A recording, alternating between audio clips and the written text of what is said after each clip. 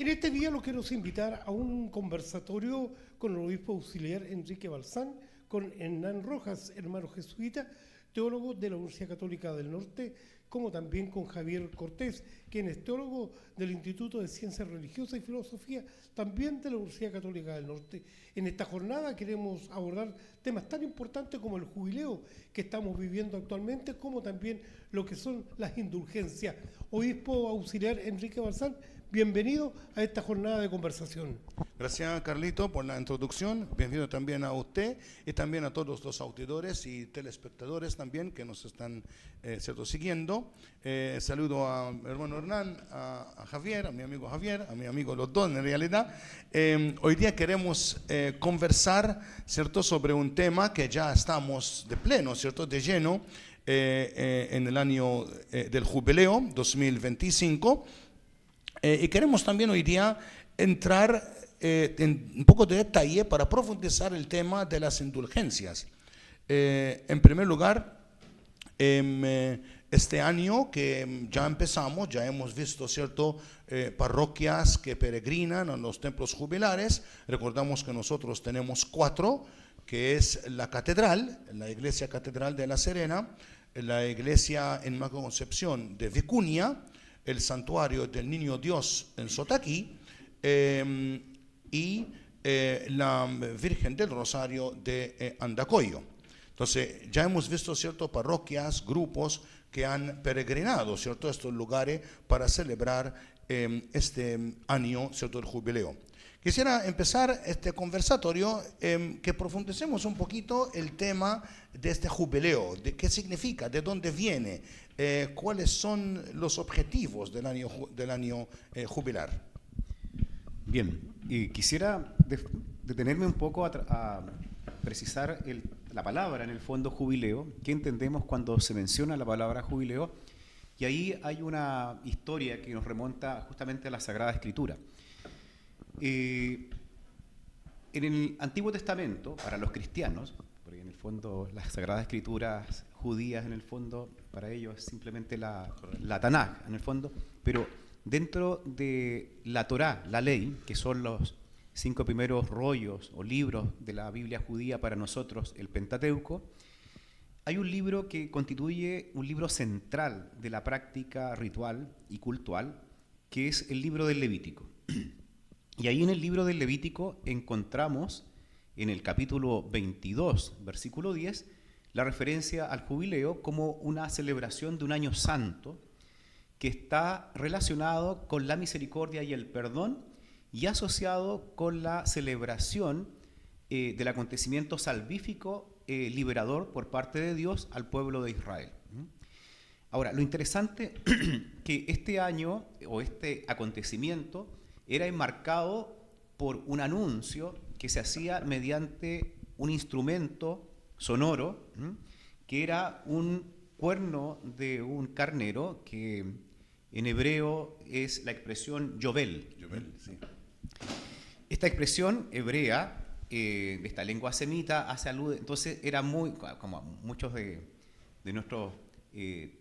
nuestra teleaudiencia, cuando ven películas sobre el Antiguo Testamento, aparecen los sonidos de los cuernos, que son tan llamativos en el mundo medio oriental, que aluden justamente a un acontecimiento significativo. En este caso era para el recordar en el fondo el acto salvífico del Pesaj, de la Pascua, pero en este caso, en el texto del Levítico, en el capítulo 22, habla de la celebración de un año santo, marcado por la misericordia, por el perdón de las deudas, por la relación entre los propios hermanos, con los esclavos, en fin.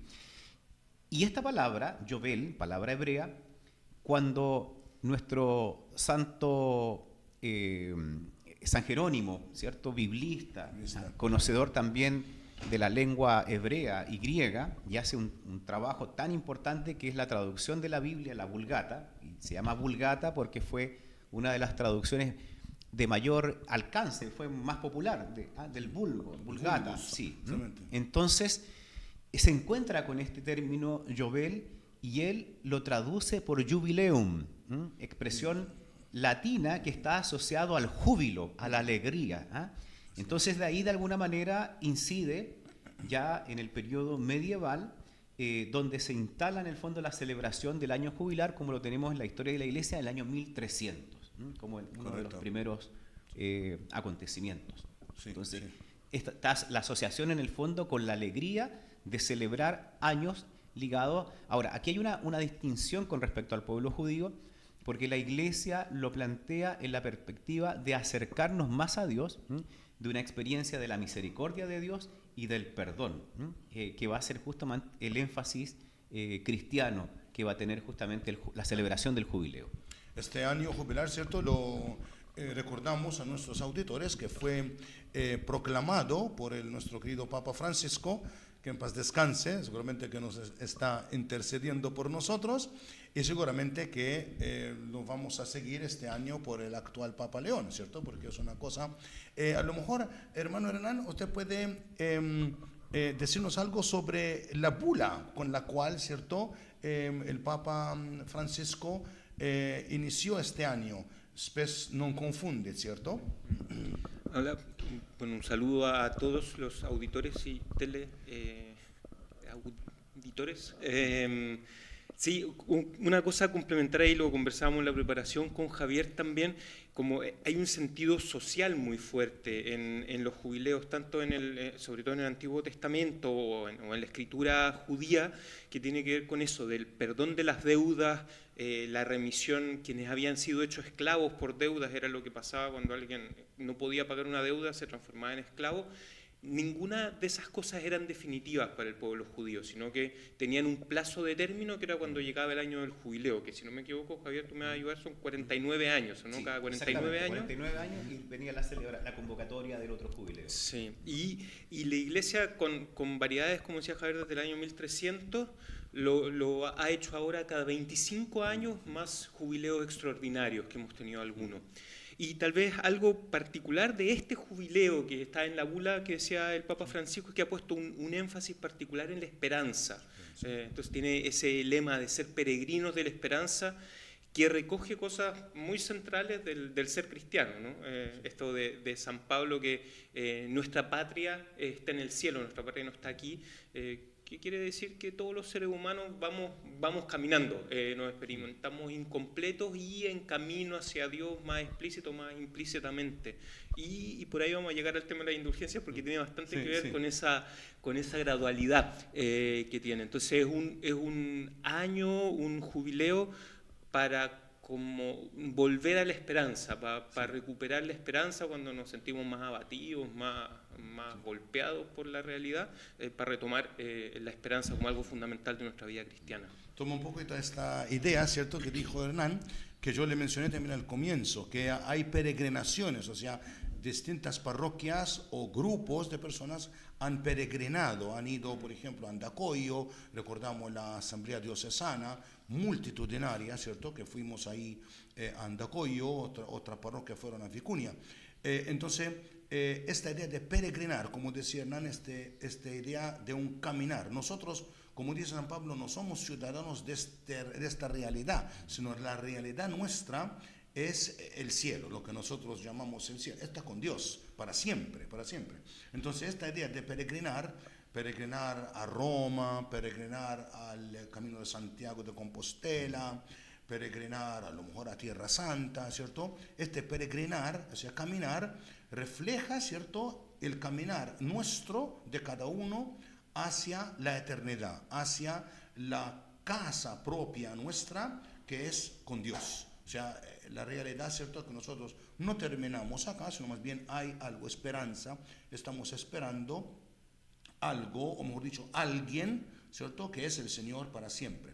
Pero durante este caminar y también en este año jubilar, ¿cierto?, está el tema de las indulgencias, que quisiéramos hoy día, es también parte de nuestra idea, del conversatorio, de profundizar.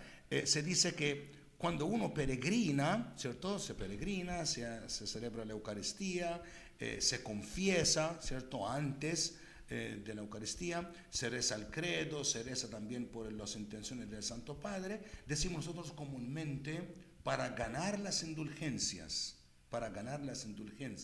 la indulgencia plenaria, ¿Qué es eso de la indulgencia? ¿Cómo lo vamos a explicar, ¿cierto? Este tema de la indulgencia. En primer lugar, la base, ¿cierto? O ¿cómo diría yo? El mensaje bíblico de donde sale esta enseñanza de la indulgencia.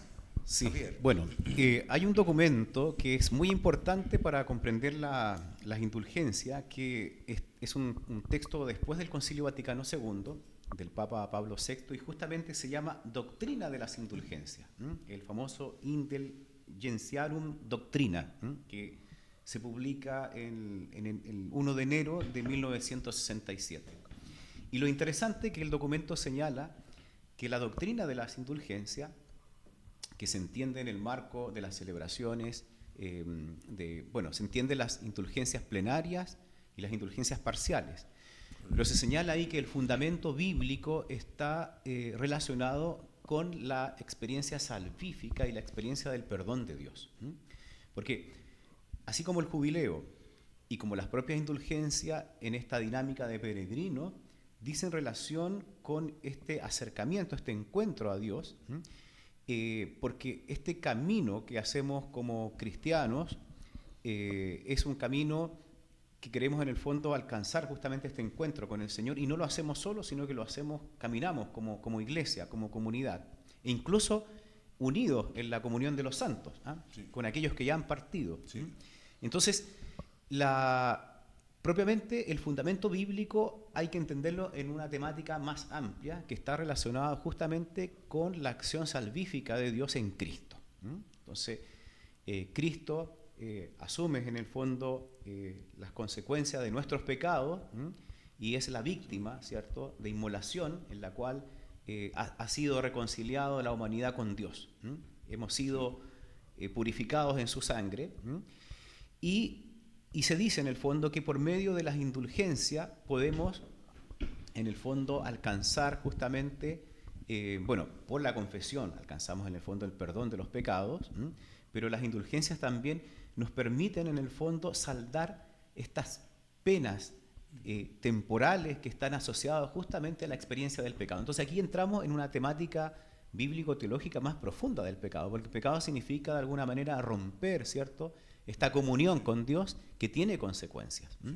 Eso, o sea, enfatizar esa parte también, que con mi pecado, con lo que yo hago, hay consecuencias, sí, con las decisiones, ¿cierto?, que yo hago, buenas o malas, hay consecuencias. En el caso del pecado, ¿cierto?, es una decisión errónea, fruto a lo mejor de la debilidad, a lo mejor no estaba viendo la cosa, pero bueno, hay consecuencias. Entonces, hay que remediar, hay que arreglar, hay algo que se ha roto, ¿cierto?, y entonces hay que hacerlo de nuevo entero, con la ayuda de Jesús, que es cierto.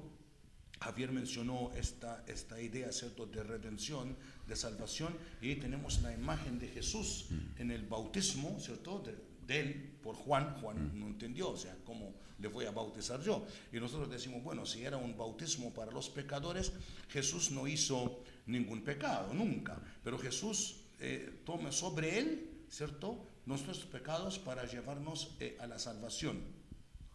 Hernán, esa es la pregunta, cuando preguntan, ¿cierto? O sea, ¿qué nos da la indulgencia que no nos da la confesión? No sería suficiente confesarse y ahí estaríamos listos. O sea, ¿qué nos da la indulgencia? ¿Qué nos da de más, ¿cierto?, con la confesión? A ver, ahí puede ser importante, me sumo a lo que decía como Javier, de que hay que comprender esto como en el dinamismo de la comprensión del pecado por una parte y del perdón, de la reconciliación con Dios, que es un conjunto. Entonces, siempre la indulgencia de partida va de la mano de la confesión. Uno de los requisitos que aparece en este lenguaje jurídico que se ocupa para hablar de la indulgencia es la confesión, así como la comunión, la oración por las oraciones del Santo Padre, y algún acto que puede ser una peregrinación o para una persona que está enferma, por ejemplo. Este documento del jubileo que clarifica las condiciones para la indulgencia también clarifica que puede ser ofrecer los propios sufrimientos de una persona que está enferma, que está en un hospital y que no puede peregrinar, también puede acceder a este beneficio de la indulgencia ofreciendo sus propios sacrificios. Entonces, hay que comprenderlos en el conjunto de las dos cosas.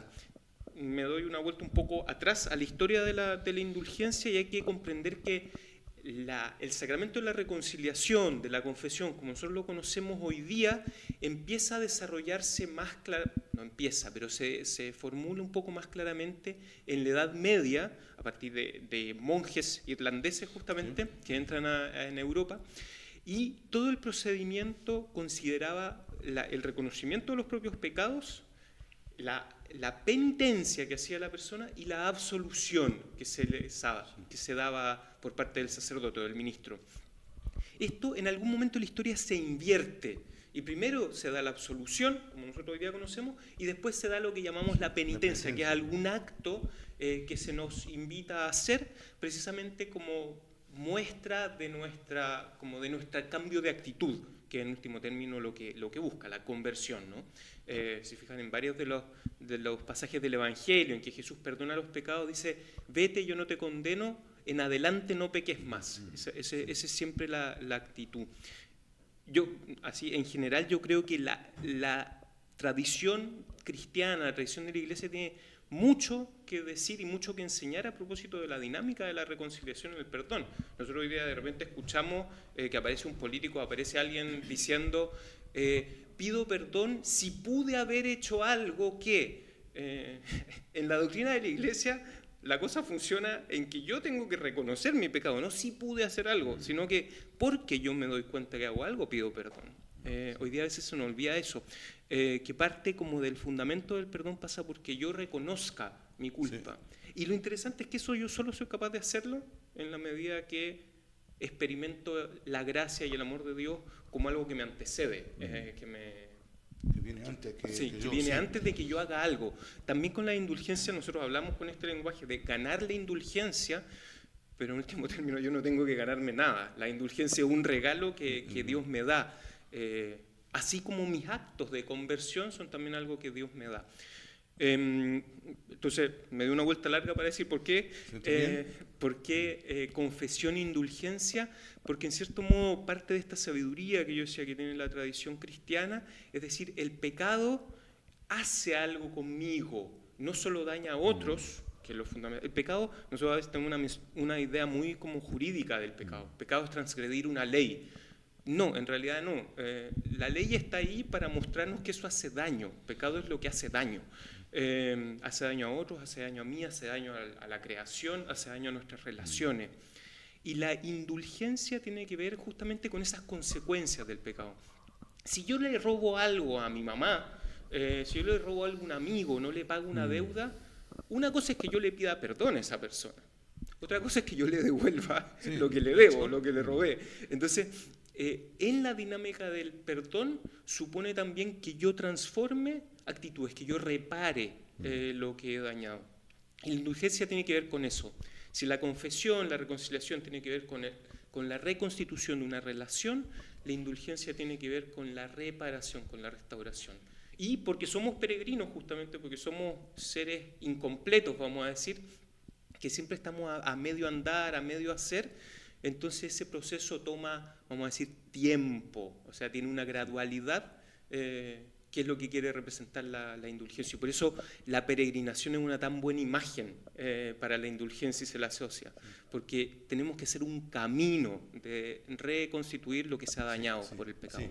Tomo ese ejemplo, Hernán, que usted mencionó, estábamos también conversando antes, cuando por ejemplo yo, robo a mi mamá, ¿cierto? Entonces, bueno, en primer lugar, yo me confieso, pero el sacerdote le va a decir, tú tienes que devolver esa platita que robaste a tu mamá. Pero bueno, yo a lo mejor le devuelvo la plata, llego a devolverle la plata, está bien. Pero ahí como que se rompió también, hay otra cosa, ¿cierto?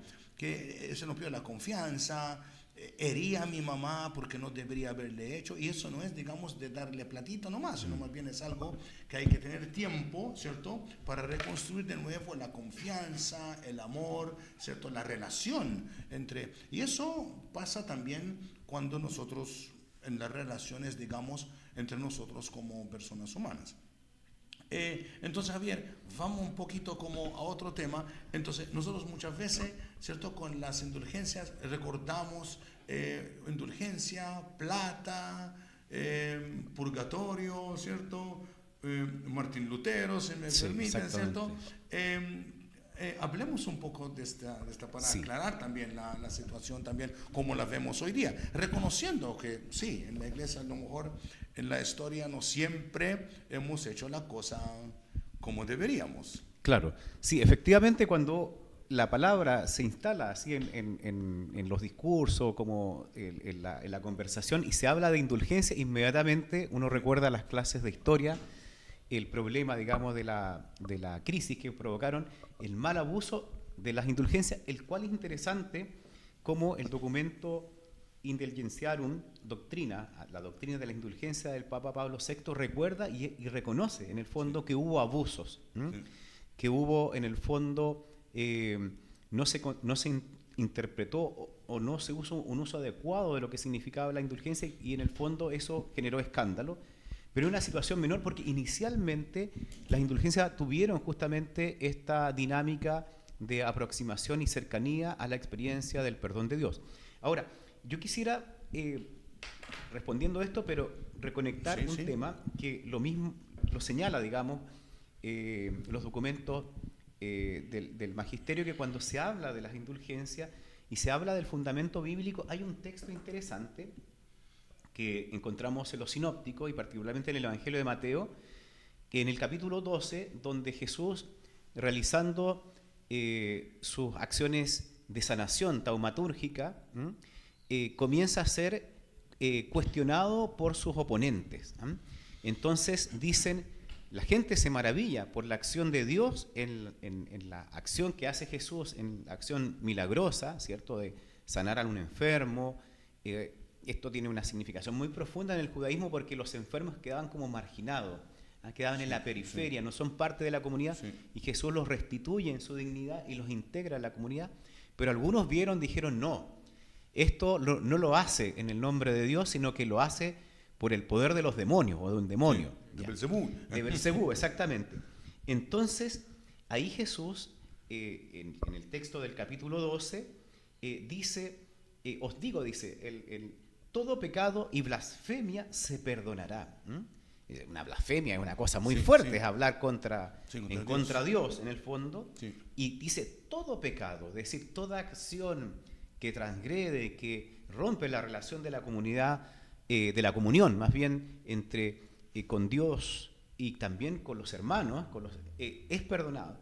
Pero dice, pero la blasfemia contra el Espíritu no será perdonada. ¿Qué significa esto de la blasfemia? Correcto. Significa que habiendo sido testigo de la acción de Dios, por en el fondo hacer el bien no tiene que ver en el fondo con una acción demoníaca, sino que justamente porque Dios está obrando, el reino de Dios está aconteciendo, acontece con las acciones de la cercanía, el llamado a los pecadores, el perdón y la restitución, la sanación de los enfermos. Pero hay unos que, de alguna manera, viendo esto, son incapaces de negar, de ver allí en el fondo la acción de Dios y en el fondo la critican y la ven como una acción. Entonces Jesús, para que nuestros auditores ahí revisen el texto, en el Evangelio de Mateo, en el capítulo 12, el versículo 32 dice, y aquel que diga una palabra contra el Hijo del Hombre. Esta expresión, Hijo del Hombre, es un título apocalíptico que estaba presente en la fe judía y que anunciaba la venida del Mesías, del mediador. Pero aquel que hable contra el Hijo del Hombre, se le perdonará, es decir, incluso se le perdona hablando contra el Hijo del Hombre, ¿ya? Pero aquel que diga contra el Espíritu Santo, contra el Espíritu de Dios, dice, no se le perdonará ni en este mundo ni en el otro. Es decir, aquí abre una dimensión en que hay un perdón en este tiempo presente, en este tiempo peregrinante, pero también en una dimensión futura o escatológica. Y muchas veces justamente la teología de las indulgencias también está pensada en la comunión con los santos, en los difuntos. siempre en los documentos de indulgencia se habla de practicar acciones de caridad, confesarse, participar en la Santa Eucaristía, orar por las intenciones del Santo Padre y alejarse del pecado. Esto siempre en los documentos dice tener una vida de alguna manera que se aleje del pecado, y uno puede en el fondo interceder con nuestra propia condición frágil moralmente, pero podemos interceder por alguien que ha fallecido, por algún pariente nuestro. Y en ese sentido, de alguna manera, las indulgencias son vistas como un tesoro de gracia. Y esto, en la vida futura, en esta dimensión trascendental o escatológica, es donde de alguna manera tiene un efecto en relación justamente a las penas temporales. Y yo quisiera, me acordé, don Enrique, de una vez me contaron una especie como de parábola para hablar cómo la realidad del pecado tiene dimensiones que nosotros no somos capaces de comprender en lo que significa el daño y en la pena. Porque uno puede recibir justamente el perdón, y una vez me contaba alguien, un señor, que utilizaba una parábola para hablar el alcance y el daño que genera, por ejemplo, la blasfemia o la difamia, cuando se habla mal en contra de la honra de una persona. Entonces había un rey, como siempre en estas parábolas a veces medievales, que supo de un hombre que había difamado contra otro y que se comprobó justamente que era falso. Entonces lo llamó, como siempre el rey es una figura de justicia, incluso en los mismos relatos bíblicos, ¿cierto? Lo llama y le dice, ¿por qué tú has hablado? Y pide perdón, y dice, bueno, te concedo el perdón, hace las disculpas públicas contra la persona ofendida, pero dice, antes de concederte el perdón vas a hacer lo siguiente. Y le pasa una gallina, y le dice, vas a caminar por todo el reino y vas a ir desplumando esta gallina. Entonces el hombre fue ahí, la pobre gallina no tenía culpa de esto, pero fue sacándole pluma hasta que quedó prácticamente sin pluma, y la trae al rey y dice, bueno, ahora vas a buscar cada una de las plumas que retiraste de esta gallina, y empieza el hombre a tratar las que pudo alcanzar, y le dice al rey, mire, esto es lo que pude, trajo un par de plumas, porque las otras se lo llevó el viento. Entonces dijo, bueno, cuando difamaste contra ese hombre, esas palabras en el fondo se extendieron y se las llevaron al viento, y ese daño en el fondo es el daño, la consecuencia de hablar mal de otro. El tema. Correcto. Y eso, de alguna manera, vemos en los acontecimientos cuando hay una transgresión en el fondo, el pecado, que tiene dimensiones que nosotros no alcanzamos a ver, o herida, como señalaba Hernán cuando dice alguien le roban, ¿cierto? Las personas que son cercanos al que ha sido agredido a través de un robo genera sentimientos también como de indignación, de rabia, que uno no quiere tener en su corazón. Entonces, por eso es interesante esta dimensión teológica del pecado que está involucrada en la teología de las indulgencias. Muy interesante el relato de la parábola, ¿cierto? Sí. Yo pienso que lo dibuja muy bien lo que pasa cuando uno difama. Hoy día que tenemos que uno no solamente habla, digamos, porque habló, qué sé yo, en la junta de vecinos, en la calle o en el supermercado, pero con los medios. Uno ha hecho un comentario en Instagram, en Facebook, y eso en un segundo está por todo el mundo, ¿cierto? Entonces, ¿cómo va a recoger uno todo eso? ¿Cierto? ¿Cómo va a recoger la pluma? Es imposible, porque claro, uno ya salió. Hernán, las indulgencias, ¿cierto? Este regalo, ¿cierto? Que nosotros recibimos, ¿cierto? Este perdón, que nos causa jubileo en realidad, porque yo suelo decir también en la prédica que este año de jubileo es un año de fiesta del perdón, ¿cierto? Cuando nosotros estamos profundizando, cuando ojalá que podamos, ¿cierto?, sentir, saborear el perdón de Dios que Él adquirió, Jesús adquirió por todos nosotros. Bueno, estas indulgencias uno las puede usar para uno mismo y para también las personas difuntas. Sí. Y ahora entramos en el tema del purgatorio. Ahí nos puede iluminar sobre este tema. A ver, lo primero, este tipo de conceptos teológicos siempre tenemos una tensión entre el vocabulario clásico del que se han hablado, pasa un poco lo mismo con las mismas indulgencias, y cómo la reflexión teológica hoy día se hace cargo de esas verdades, que yo creo que hay una sabiduría profunda de la Iglesia ahí, pero que necesitan una traducción a un lenguaje que podamos comprender hoy día. Entonces, lo primero, a veces nosotros nos imaginamos o tenemos imágenes un poco así como caricaturescas de el cielo como un estado de felicidad, el infierno como un estado de tristeza y el purgatorio como un estado intermedio. Y en realidad no es eso la doctrina católica, cristiana, del purgatorio, ni tampoco la judía, que también tenía una figura similar. Ahí a lo mejor Javier puede decirnos algo después desde la Biblia.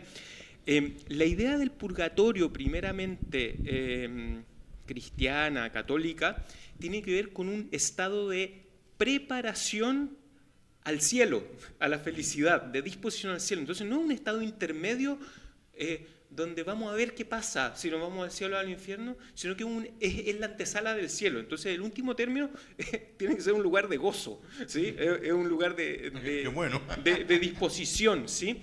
¿Y qué tiene que ver con esto? Aquí hay un texto bien bonito del Papa Benedicto, su encíclica sobre la esperanza, si se acuerdan, se llama Spe Salvi, Salvados en Esperanza, y ahí tiene 4 números, del 45 al 48, lo pueden buscar ahí en internet, que son bien interesantes sobre esto. Spe Salvi del 45 al 48. Y va a decir el purgatorio, o sea, algo lo mencioné antes, somos seres en camino, y eso quiere decir que muchas veces cuando morimos, que uno no sabe cuándo se va a morir en general, probablemente no vamos a llegar en un estado de perfección a la muerte, es lo que nos pasa a la enorme mayoría de los seres humanos, o sospechamos que nos va a pasar, en que hay amor en nuestra vida, hay servicio, hay dar la vida por otros, hay generosidad, hay relaciones de amor, que se llama gracia en último término, en términos teológicos, y también hay cosas incompletas, imperfectas, hay mentira en nuestra vida, hay mediocridad en nuestra vida, hay falsedad, hay egoísmo, y todo eso necesita como llegar a plenitud, por eso la imagen del camino, ¿no? Entonces,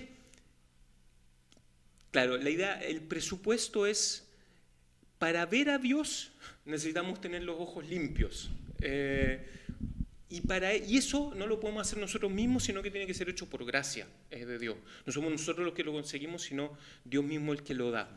Como eso es un camino, y nosotros muchas veces morimos a mitad de ese camino, vamos a decir, no en estado de plena perfección, de plena transparencia en nuestro ojo, necesitamos que Dios nos termine de limpiar, o en otras palabras, hay un teólogo, Karl Rahner, que dice, termine de integrar todas las dimensiones de nuestra vida, también esas que están más desordenadas, en nuestra opción fundamental, que es amor a Dios y amor a los hermanos, hermanas. Ese proceso de integración es lo que nosotros llamamos purgatorio, y porque es como un camino se ocupa la imagen temporal, se habla del purgatorio como un tiempo, que puede ser más largo, más corto, según la necesidad, pero como han dicho los papas en los últimos 100 años, no hay que pensarlo estrictamente como el tiempo cronológico de un reloj, sino como un proceso gradual de transformación, de integración de toda nuestra vida en el amor a Dios. Entonces se ocupa una imagen temporal, porque siempre, como hablamos de cosas que no conocemos, tenemos que ocupar imágenes, pero esas imágenes son siempre imperfectas. Correcto. Y entonces, en ese estado de purificación, que el Papa Benedicto en Spe Salvi va a decir, en último término, pasen el abrazo de Cristo, se ocupa la imagen del fuego para el purgatorio. Nosotros le tenemos miedo al fuego como algo que destruye, como algo que quema, pero la imagen del fuego para el purgatorio es la imagen de la purificación.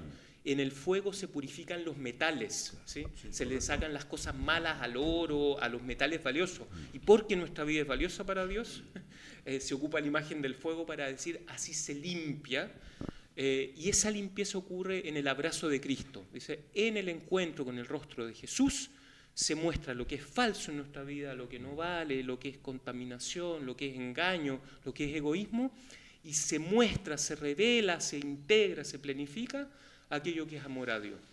Entonces, Benedicto A.S. Spesalvi, algunos teólogos dicen hoy día que el purgatorio es en realidad el abrazo de Cristo que en el encuentro con Él nos dispone a la plenitud del Padre. ¿Sí?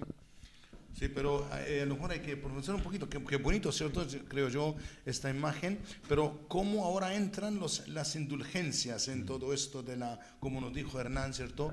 Sobre esta idea, ¿cierto? Esa reflexión profunda sobre el purgatorio. Entonces, ahí hay algo que comentó Javier previamente al principio, que la idea de la indulgencia supone la comunión de todos los cristianos y en último término de todos los hombres y mujeres. Entonces, unos podemos interceder por otros, unos podemos ayudarnos con otros, con nuestra oración, con nuestras acciones.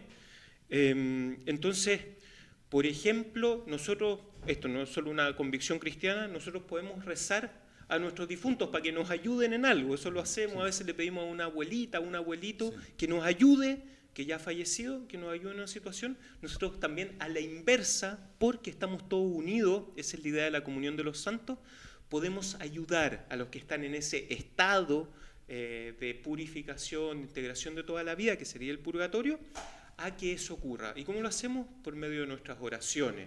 Entonces, la oración de la Iglesia por los difuntos, que la hacemos en nuestras misas, cuando alguien ha fallecido, en el funeral o en los aniversarios, en esa misma dinámica se integran las indulgencias. Oración de toda la Iglesia peregrina, que somos los que estamos aquí en la tierra, por los que ya han partido. Así como a veces les pedimos a ellos su ayuda por nosotros. Es bonito este intercambio, ¿cierto? De intercesiones, podemos decir. Una prueba importante, ¿cierto? También, por ejemplo, cuando nosotros como católicos pedimos a los santos, muchas veces uno pide a los santos, ¿cierto? Padre Alberto Hurtado, San Expedito, por ejemplo, es intercesión, ¿cierto? Que nos ayuda. Y ahí nosotros, Hernán dijo, esta ayuda mutua, ¿cierto? Porque al final estamos todos. Hernán, Javier. Sí, yo señalo, quizás también enfatizaría esta dimensión comunional de la Iglesia, y no solamente en esta realidad peregrina, como iglesia temporal, sino como la iglesia celeste. La iglesia en el fondo escatológica, caminamos hacia el encuentro en el fondo no solamente con el Señor, sino que también todos anhelamos como comunidad encontrarnos, digamos, como hermanos en esta experiencia ya transformada de la resurrección en Cristo. Ahora bien, yo enfatizaría quizá desde el punto de vista bíblico también es la dimensión, digamos, salvífica del acontecimiento en Cristo y el querer de Dios. Este texto que es muy conocido de las cartas, digamos, que se llaman Deuteropaulinas, porque esta idea del acontecimiento salvífico es muy profundizado por San Pablo. Además que San Pablo también encontramos esta fuerte conciencia de la dimensión comunional cuando señala, por ejemplo, en la carta a los Corintios, que somos un cuerpo, ¿cierto? Esta idea que enriquece la idea del cuerpo místico de Cristo. La Iglesia es el cuerpo de Cristo cuya cabeza es el Señor. Señala que todos en alguna participamos de esta realidad en diversas realidades, ministerios, carismas, etc. Por lo tanto, cuando alguien transgrede, peca, nos duele como iglesia. Y nosotros lo hemos vivido con esta realidad lamentable, que no negamos, de las dimensiones de los abusos dentro de la iglesia, que nos duele. Pero recuerdo que cuando el Papa Francisco, que en paz descanse, yo sé que ora por nosotros y nosotros oramos por él pidió a la iglesia colocarse en actitud de oración, pedir, orar. Estas acciones concretas, que están también involucradas de alguna manera en las indulgencias, nos hacen sentir justamente esta unión, esta comunión con aquellos que han caminado en la perfección, han llegado a la santidad en el fondo, y ahí hay un tesoro, una riqueza que ve la iglesia. Entonces, hay un texto de Timoteo 2:4 que dice: Dios quiere que todos los seres humanos se salven, todos los hombres y mujeres se salven. Entonces, esta idea es la que prevalece en la Escritura, porque hay algunos que hablan sobre el tema van al tema del pecado, las condenadas. No, primero, Dios quiere que todos los seres humanos se salven y lleguen al conocimiento de la verdad. Y por otra parte, esta unión con la Iglesia Celeste también nos pone en contacto con los santos, con los justos.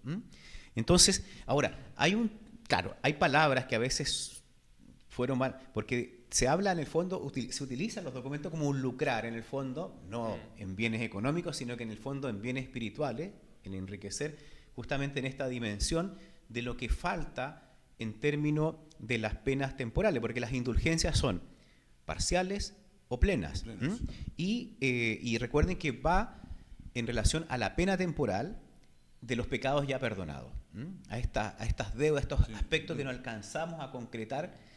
Y de hecho, recuerdo cuando hablaba Hernán, pues nosotros somos conscientes de nuestra fragilidad en este peregrino. Antiguamente en la piedad cristiana popular existía esta oración que decía de la muerte improvisa en el fondo, libérame Señor, porque en el fondo uno quiere llegar a ser un adulto mayor, vivir todas las etapas y vivir el proceso natural de la muerte, donde uno va también reconciliándose, ¿cierto?, con la vida, saldando deudas, digamos, no deudas de plata, sino que de relaciones, claro. Y justamente en la realidad, por ejemplo, de la muerte abrupta, improvisa, hay todo y ahí no tiene el tiempo. No tiene el tiempo y ahí aparece en el fondo el acto caritativo y profundo que tiene justamente la indulgencia al orar por nuestros difuntos. Bueno, vamos finalizando, ¿cierto?, este conversatorio, pero hemos mencionado, ¿cierto?, muchas cosas profundas, diría yo. La idea, ¿cierto?, de este conversatorio para que uno pueda reflexionar, los auditores, entre ellos los agentes pastorales, los catequistas, por ejemplo, que puedan también ellos conversar en sus grupos profundizando. Pero todo eso, ¿cierto?, como un resumen, como vayamos haciendo un resumen, todo lo que he mencionado también, el año jubilar, las indulgencias, habla de la misericordia de Dios, habla del amor de Dios para cada uno de nosotros, habla de su bondad, ¿cierto? Con nosotros no es, aquí ya no estamos hablando de castigos, de muertes, que Dios que castiga, que le interesa que nosotros no nos salvemos, todo al revés, como dijo Javier, ¿cierto?, que quiere que todos nos salvemos. Entonces ese es un discurso que nos anima mucho para seguir adelante, ¿cierto? Nos anima mucho para ser hijos, hermanos, ¿cierto?, para seguir adelante en nuestra vida, en los distintos momentos o vocaciones de cada uno. Bueno, los últimos comentarios de Hernán y Javier, para ir cerrando. Ante todo, agradecer por esta invitación, ha sido un gusto, creo que es un tema que vale la pena profundizar. Tal vez solo una nota ecuménica, a propósito, probablemente en muchas de nuestras comunidades tenemos relación con vecinos, vecinas que pertenecen a las iglesias evangélicas, y decir, como a lo de Martín Lutero ante todo tenía el problema con la venta de las indulgencias, no con las indulgencias mismas, sino con la venta de indulgencias, y eso es algo que, como decía Javier, la Iglesia Católica ha reconocido que no es aceptable, que se ha equivocado y no es lo que estamos hoy día. O sea, esto no es el problema de hoy. Y tal vez el otro acento de Martín Lutero, que también lo hemos puesto aquí, ya lo hemos conversado, es decir, el perdón, la reconciliación es un don de Dios que nosotros no tenemos que ganarnos. Y eso está plenamente en la línea de lo que estamos haciendo. La indulgencia no quiere ganarse algo, sino que quiere recibir con alegría, con júbilo, como en un jubileo corresponde, el perdón que Dios nos regala. Eso. Bien, yo también quisiera agradecer este momento de conversación muy, muy fraterno e interesante. Y yo me planteo como los desafíos pastorales del día, porque la teología de las indulgencias enfatiza también el papel instrumental que tiene como mediadora la Iglesia en la administración de las indulgencias, por eso aparece la figura del sumo pontífice o el vicario de Cristo en el fondo, que es en el fondo sucesor de Pedro, que llama justamente... La palabra pontífice es puente. Establecer puente, claro. Y justamente en esta dinámica yo me planteo cómo enfrentar pastoralmente ante los fenómenos de la desinstitucionalización de la Iglesia, hacia aquellos como que no se sienten cercanos a la Iglesia. Por otra parte, la sociedad secular a veces muy individualista, porque aquí hay una dimensión muy fraterna, muy comunitaria en la teología de las indulgencias. Y por otra parte, también evitar la tentación, a veces al interior de la comunidad creyente, de pensar en el fondo que nosotros estamos privilegiados porque esto el alcance salvífico, la invitación al arrepentimiento, es a todos los seres humanos. Entonces pensar también en aquellos hombres y mujeres de buena voluntad, que a lo mejor no participando en la iglesia, pero sí obrando correctamente en su ley moral, en el corazón, están de alguna manera también caminando hacia la santidad. Y en este sentido, ya que está Hernán acá, me sumo y pienso, por ejemplo, en los cristianos anónimos, en el pensamiento de Karl Rahner, que de alguna manera también tenemos que orar por todos, por toda la humanidad, Sí, en esta dinámica que nos invita a la esperanza. Otro tema que aparece ahí en el documento de Spes non confundi es el tema de la paciencia. Tenemos que ser pacientes unos con otros en este proceso peregrinar. Sí, sí. Eso, Bien, don Enrique. gracias Hernán, gracias Javier. Esperamos que hayamos ayudado de alguna manera, ¿cierto?, para profundizar más el año jubilar, el tema de las indulgencias.